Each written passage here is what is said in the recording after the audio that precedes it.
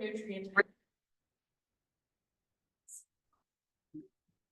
Best time of day to eat certain nutrients. Yeah, so that is a good example. So by definition, nutrient timing is the strategic consumption of nutrients such as carbohydrates, proteins, and fats at specific times throughout the day to optimize physical performance, recovery, and overall health. So it involves planning when to eat certain foods to maximize their benefits and support your body's needs during different activities. So what we're going to talk about today is we're going to be discussing nutrient timing for weight loss, nutrient timing for physical performance, and kind of how to incorporate this into your everyday lives. So first off, we're going to talk about nutrient timing for weight loss and why it's important. So this can be an important factor that optimizes your metabolism, controls your hunger, and enhances your body's ability to burn fat. And some of the key benefits here are going to be metabolic efficiency. So maintaining a healthy metabolism, consuming protein and carbohydrates at strategic times can boost your metabolism and help you burn more calories throughout the day.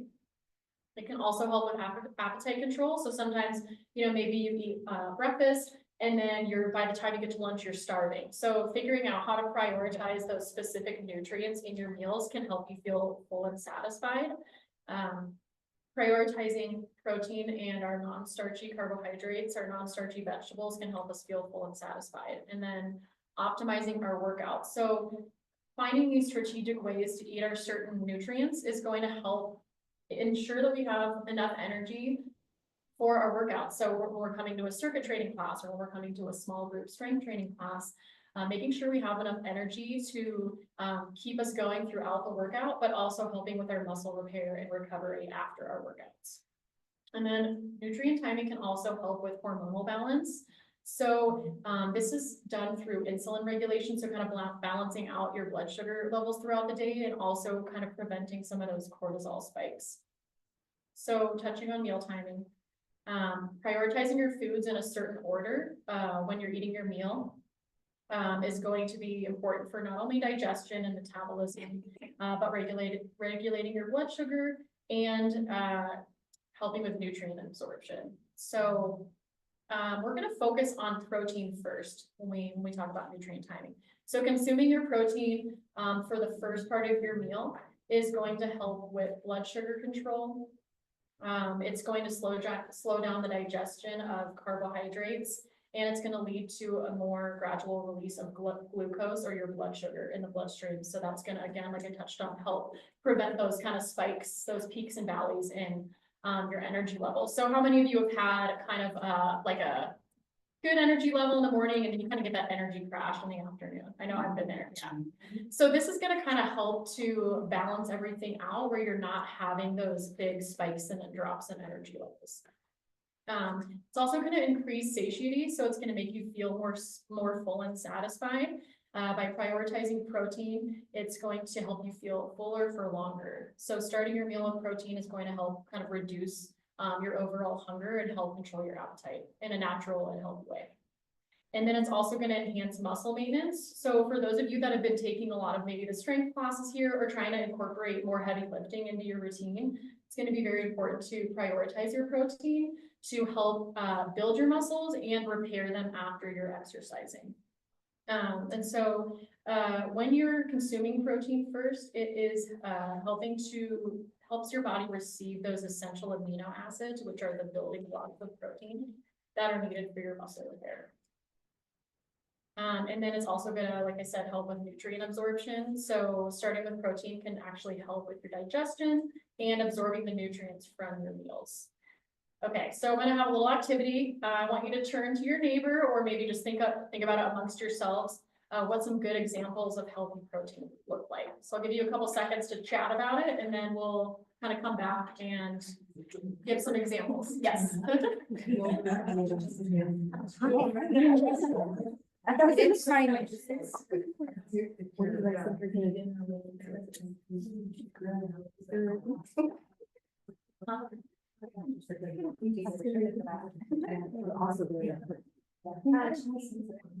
Yeah. There's more. Turkey. PB. Yeah. The PB powder. Is water. That has to be. There's protein and those. There's some dollars. It's really. Way better.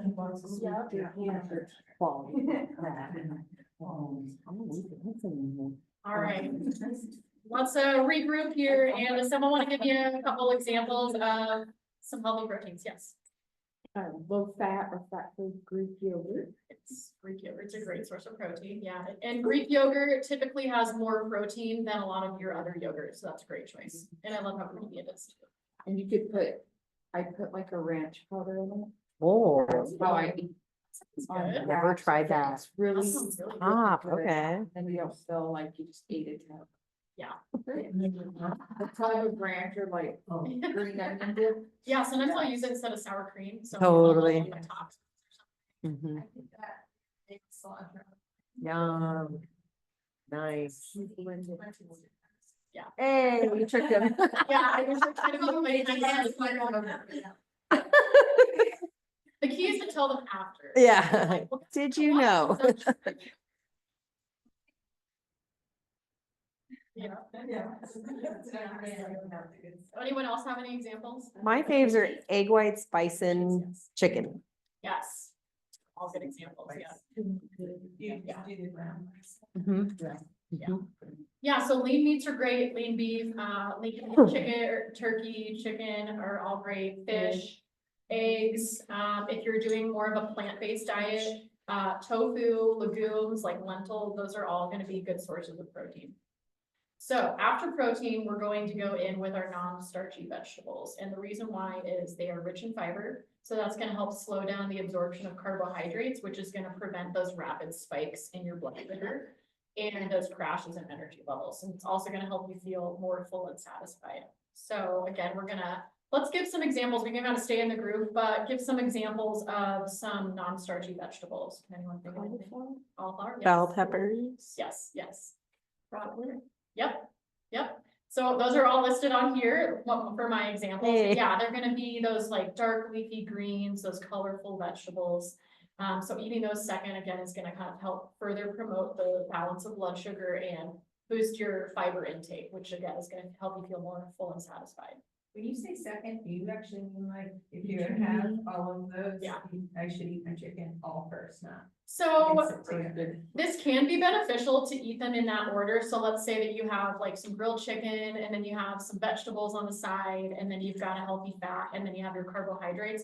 It can be beneficial to eat them in that exact order, but it's not gonna be like realistic for every single meal. So, yeah, exactly. So there is some research showing that eating it in that specific order can be beneficial for metabolism and weight loss and blood sugar control, but I wouldn't say you have to do it every meal. I mean, obviously, it's not gonna That'd be be, a lot. it's not gonna be realistic. Like Like the anything. chicken, a bite of veggie. I would say if you can, maybe prioritize your protein and your non-starchy vegetables.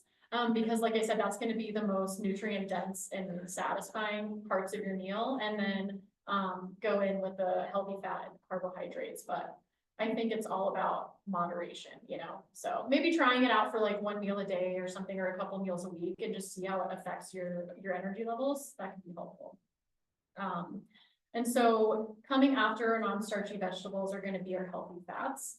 And those are going to help you feel satisfied again. They're gonna provide you with those essential fatty acids for overall health. So those are important for brain health, mood, cognition, hormonal health. And then they're also gonna help with the absorption of those fat soluble vitamins. So eating that after those nutrient dense foods is gonna help enhance the absorption of nutrients. And then who has some ideas of some good healthy fats?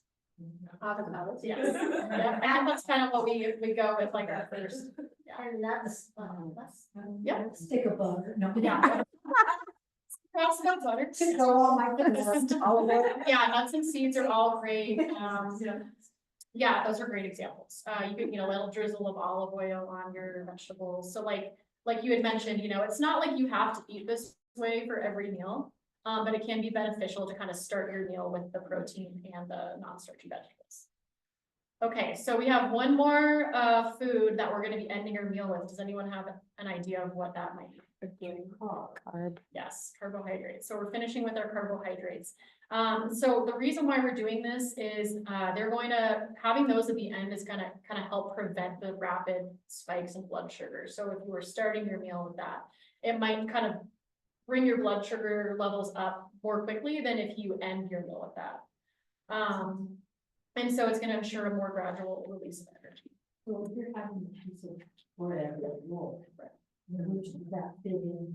Like So- the CPO bread is the grain. Yeah. But it's still also, So your grain's gonna be, so your whole grains are gonna be carbohydrates. okay. Yeah, so they're your body's like, first energy source, but sometimes they can lead to high spikes in blood sugar if you're eating that first, or you're just having that without anything else. So that's kind of why there's that emphasis on having that towards the end of your meal, because it can kind of help balance the blood sugar level out. So you kind of gave one example of a carbohydrate. Does anyone else have any examples? Sweet potatoes. Yep. Quinoa. Yeah, Quinoa. quinoa, brown rice or wild rice. Yes, those are all gonna be good examples. So there are also fruit, like berries, apples, those are also carbohydrates. So that's something to think about as well. So touching on what we've already talked about, obviously controlling our blood sugar levels is really important. So prioritizing certain foods first can help us enhance our metabolism, balance our blood sugar levels, and minimize those cortisol spikes. And if you're having a lot of spikes in your cortisol, it can actually lead to muscle breakdown. So by maintaining our insulin levels and our balancing our blood sugar levels, we're reducing the instance of those cortisol spikes throughout the day. So I'm gonna have you break into groups again. And I'm gonna ask you the question, what might your plate look like? So if you had to build a meal that had your lean protein, your non-starchy vegetable, your healthy fat, and your carbohydrate, what would that look like? So break off into groups again, kind of chat about it, and then we'll come back and discuss.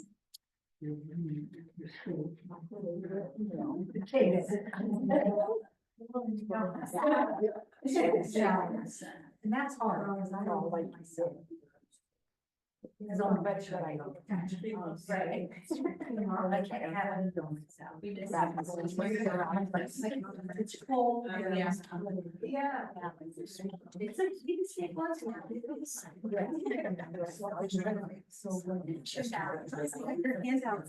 I'm so blissed out from this. I was like, we're missing something. Yeah.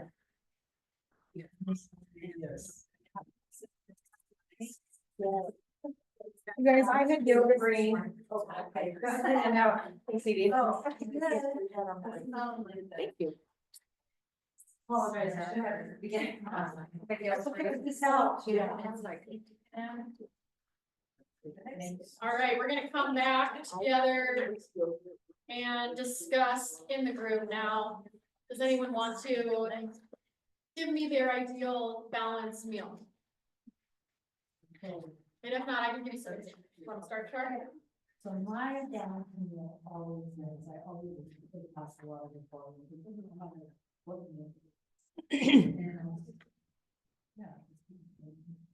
Yeah. And I can bark. So then we'll do again. We'll do, cookie.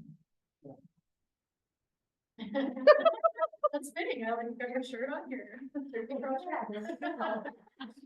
And if it's orange, that's probably not a good time to eat that.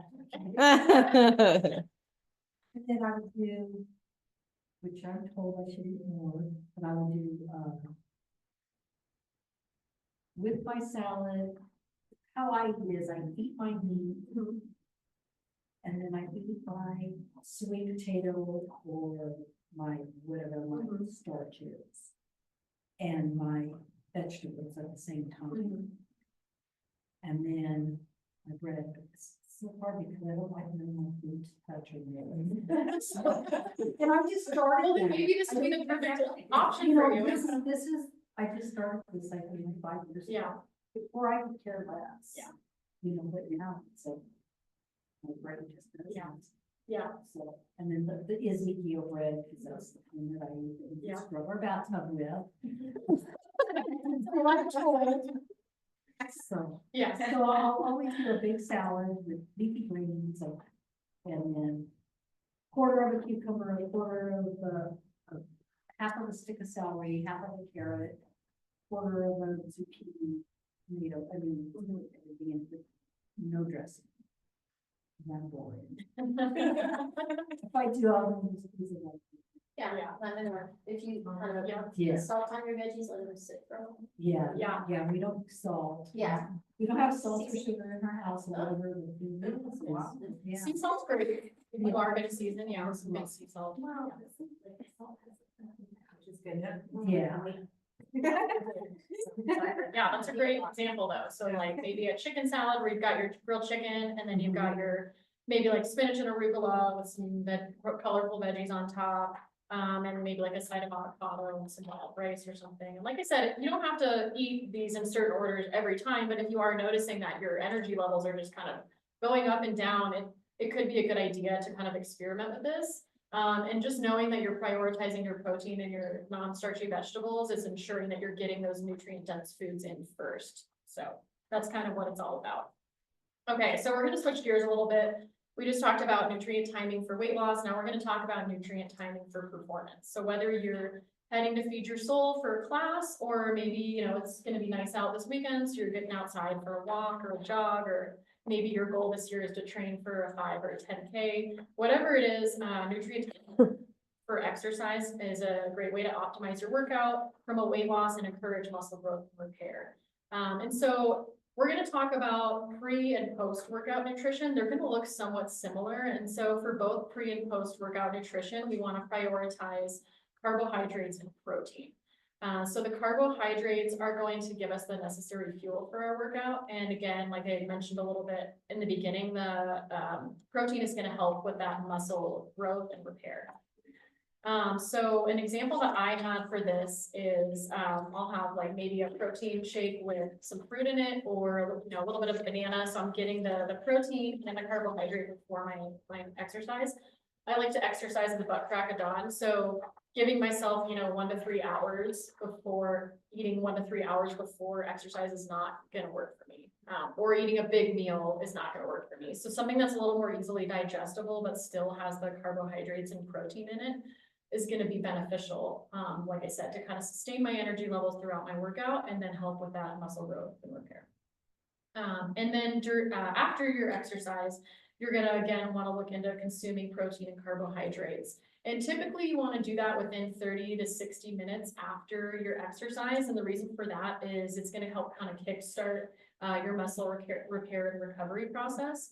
This is also when your muscles are most receptive to nutrient uptake. And so eating those foods in that certain time frame is going to enhance that muscle protein synthesis and reduce the muscle breakdown that you might have after exercise or after lifting. And then I just want to mention, prioritizing protein throughout the day, especially for women after age 40, our muscle does start to break down at a quicker rate than, people in their 20s. And so it is really important to emphasize how we do need to prioritize protein. So eating protein-rich meals throughout the day for our breakfast, lunch, dinner, and snacks is super important to maintain our energy levels. If our goal is weight loss, promote that, and also just making sure that we're feeling healthy and strong. And so something that I haven't touched on yet, which I think is probably the most important thing, and you touched on this a little bit, Shar, is hydration. So hydration kind of makes all of this possible. It's super essential for day-to-day life. And I'm just gonna highlight a few benefits of staying hydrated, but I mean, the list goes on and on. So hydration is gonna be beneficial for metabolism, enhancing fat utilization, regulating our body temperature, especially when we're exercising, thinking going outside when it's really hot out in the summer, making sure that you're staying hydrated is gonna help regulate your body temperature. It's also good for naturally detoxing, so flushing out any toxins in our body. skin health, making sure our muscles are functioning properly, and keeping our joints lubricated, risking, any type of injuries, and then maintaining our overall flexibility and mobility. But sometimes water's boring, right? Like sometimes you're like, it doesn't taste like anything, like, I don't wanna drink it, right? I love water, but I know a lot of people that are like, I don't wanna have to just drink plain water all day. So something that I love to do is infuse my water, so that's not only adding delicious flavor, but it's also adding nutrients into your water. So, citrus fruits like lemons and limes, cucumber, you can even add fresh fruit or maybe mint, kind of makes your water more fun and more enticing to drink. The herbs are surprisingly really nice, like Yeah. a strawberry basil, like in the summer. Like Yeah. rosemary's pretty strong, but like you can play around with what kind of Definitely. counters it. Yep. Everybody's palate's different, so experiment, trial and error. Also, mocktails are all the rage, so you could kind of like beef up your water flavor with some of those natural, flavor, enhancers, and then it's kind of like a little mocktail, so. Okay, so we've talked about nutrient timing for weight loss and for performance, we talked about hydration, so now we're gonna talk about some practical tips for implementing it into your daily lives. And so the first thing is first, and that's making it personal. So, not everybody is gonna have the same, requirements, whether that's how much of a certain nutrient they need or how much they're exercising, what their food preferences are. So we want to make sure that this is tailored to our individual needs. And so, assessing what your goals are. Is your goal weight loss? Is your goal muscle gain? Is your goal performance? Focusing on nutrient timing for both performance and weight loss is very beneficial. And like I said, it's really individualized. Determining your macronutrient needs. So our macronutrients are protein, carbohydrates, and fat. And thinking about how each of these are essential. So again, protein is helping you build and repair your muscles. Carbohydrates are providing you energy with workouts, and they also help with recovery. And then fat is supporting your sustained energy levels and overall health. And then talking again about pre and post workout nutrition. So making sure that you prioritize your protein and your carbohydrates before and after your exercise to keep your energy going and to help with muscle maintenance. And then we want to adjust based on feedback. So if this is something that interests you and you want to try this out, or if you've had a lot of those fluctuations in energy levels, trying it out, seeing how it works for you, and kind of monitoring your performance. So maybe for you, that looks like keeping some type of food mood journal where, after you eat your meal, in between meals, you kind of track what your energy levels are, what your mood is like, and just see if using nutrient timing as a tool is beneficial for you.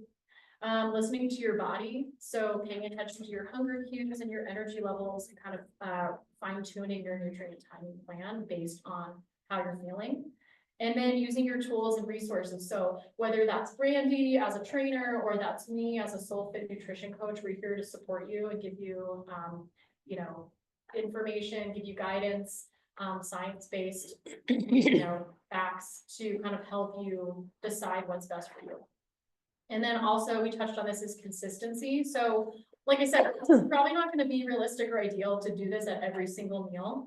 But just thinking about how it can benefit you and maximizing your nutrient intake at each meal is how that can be beneficial for you, not only based for, health and wellness goals, but when you're at the gym, maximizing the time that you're here, whether that's a 45-minute workout, 60-minute workout, or if you're outside, just making sure that your energy levels are staying high throughout the day. And so just to kind of, recap, we talked about what nutrient timing is. We gave some examples of some great balanced meals and how this can help with weight loss and athletic performance. So hopefully you got some helpful information out of this, and thank you for joining me. And do you have any questions? Flip over to the back of your paper. Well, I was gonna say, I think that the big things, like knowing so much about our community, and nutrition is so individual. Everybody's kind of in their own space as far as what they've tried, what's specific for their body based on their health considerations, their lifestyle. I think one of the bigger underlying concerns within our community is actually under eating. And that might seem a little, well, there's a few people who are like, nope, that's me. It feels a little counterintuitive because I know also the majority of people in here are wanting to lose weight / lose fat. And it's a little like sticky to just to think about eating more food to actually lose weight. And it feels a little counterintuitive and foreign and scary. But what I wanted to mention today is if you're only measuring and I had this plan before I talked to you, if you're only measuring your fat loss by the scale, by the like pounds on the scale, go bigger with your body fat percentage and your muscle percentage. Because sometimes if you're under eating, you can be losing muscle mass. And especially for those of us over 40, we can't afford to lose that muscle mass. So sometimes when that scale goes down, it's not necessarily a good thing. So being aware that you are maintaining your muscle mass while you're actually only reducing your fat mass. And it's also really important. Periodization of your nutrition is really important as well, because you cannot live in a chronic deficit of under eating all of the time, all year long, all the years. Because then you're literally starving your body. And so much of this you can't apply when you're just trying to not eat to lose weight. And then you're harming so much more, as you guys have heard, your blood sugar levels, you become compromised for diseases, and it hurts your metabolism. And so a lot of us, our metabolism has been affected by this. And so the point is try to eat more in general, even if you are going for fat loss, and understand what your body fat percentage and your muscle percentage is, and spend periods of time in maintenance amount of calories, what you actually should be eating. Yeah. Then spend a shorter period of time in a caloric deficit for fat loss and rotate that. Because if you're just always living in the deficit, that is where it goes awry. Yeah. Questions or thoughts on that? That's it. Know that stuff, right? Like, I don't know what I'm about. Totally. Yeah. So a smart scale is the best way to just get yourself started. There's usually a Bluetooth Costco, Target, Amazon smart scale for 20, 25, 30 bucks that you can get on. It'll Bluetooth to your phone and it'll tell you a lot of metrics, your scale weight, your BMI, throw those to the side. Yeah. Look at your body fat, look at your muscle percentage. It might also tell you visceral fat and like the, your age and things like that. But, those are the two basic numbers. And then I would recommend only getting on the scale for those numbers, maybe twice a month. Well, we have a scale here, right? We do. Okay. It can be a good start, and understand all scales are functional a little different. All of these smart scales are bioelectric impedance scales. And it is best for you to do this at your house when you are naked in the morning after you've had your bowel movement, like consistency. When you're here at 5 p.m., it's going to have a totally different readout versus 5 a.m. So having your own is very beneficial, but yes, we do have that here. Does that answer your question? Yes. Yep. Yeah. And then the best app for like breaking that down, right? Like I'm not great at looking at nutritional facts. It's happening green things, but I don't know at the end of the day, like really how much protein I consume because I am not gonna eat through it all. Right. And I think that's a part of who everybody is, what you are willing to do and not do. And Karen, you did a lot of tracking when you worked with Alma. And we dominantly use MyFitnessPal, just the free version. Yeah. You can figure a workaround to get the barcode to scan products. It tends to be the most robust, the most easy to use. And when it comes to like, if you really zoom out and you're like, wow, there's kind of a laundry list of what I need to learn and understand and apply, that is where page 2 does come into play. This course is going to be a 6-week course, kind of teaching what that is. It's going to be Ashley and myself coaching this to help people understand the concept of calories, macronutrients, under eating, overeating, body composition, all of everything that she kind of talked about, but even more. So if that intrigues you, this will scan to it. We'll have a flyer coming up here soon. You can obviously ask me if you have questions. We have early bird, but that's going to be kind of your next step if you're that person that's like, I need to do more of this and I need strategy and I need that like what's actually happening with me, even though it's group coaching, there's a lot of individual realms. Well, and to kind of add to what Randy's saying, and you might know this as well. Tracking is helpful to kind of help us like start to understand what portions look like, but it's not like you're having to track for forever, you know, I think once you track for maybe, and everybody's different, right? So The learning I would curve. say like 3 to 4 weeks, you really get a good idea in your head of like how much, 30 grams, what does 30 grams of protein look like? What is, 45 to 55 to 60 grams of carbs Yes. look like? So it gets easier once you have done it for a little bit. It's not like, you don't have to track forever because it does get very tedious. But you kind of, it's like if you're really into baking, you kind of get to know like what a teaspoon looks like or a tablespoon, That's fair. when you're adding all your spices and your flavors. It's similar to that. So it can be a little daunting at first, but once you get used to it, then you can kind of let go of the tracking and just really rely on kind of eyeballing. Yeah, we call that the calibration process. Yeah. Do you want to share any of your experience with all of this? Yeah, something like that, 16. A lot. Who's counting? But I found out I did the My fitness. Yeah. Tracking. tracking, you do the European version, UK version. Oh, yes. So you get the Barcode. So you can scan all your. It was really nice. But I was shocked at how much I was under eating. Yeah. I was not eating protein, I was hitting my calories way low. I had no idea. And once I started tracking, I was like, oh. I'm getting like 50 grams of protein a day, and I should be getting 110, that's Yeah. way off. Yeah. And I ended up at times it felt like, oh, I gotta go eat some more cotton. So it's like, oh, I got busy again. So, not free, but I'm gonna get cheese. But it made a huge difference. My energy went up, I didn't hit all those hits during the day anymore, because I was crashing midday. And then we drink more coffee and then. Yeah. It totally changed how I eat. Are you still tracking or have you figured out that calibration where you kind of can? Celebration. Good. 7 off for a couple weeks. But I stepped on the scale today and in the last month, I really haven't tracked and I haven't changed at all, Perfect. which is what I wanted. Yeah. And it's not like I lost tons of weight. I lost maybe 10 pounds. But my body feels good. Yeah.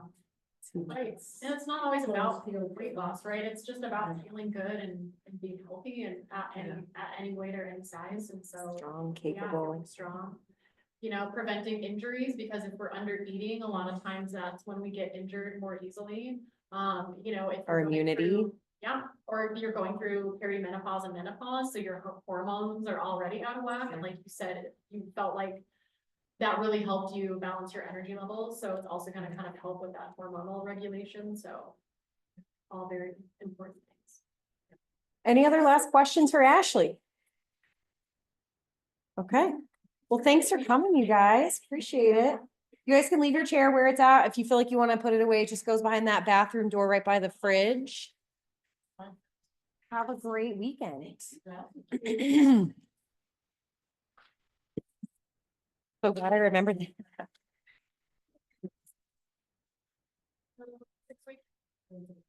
We will have some recipes, yes.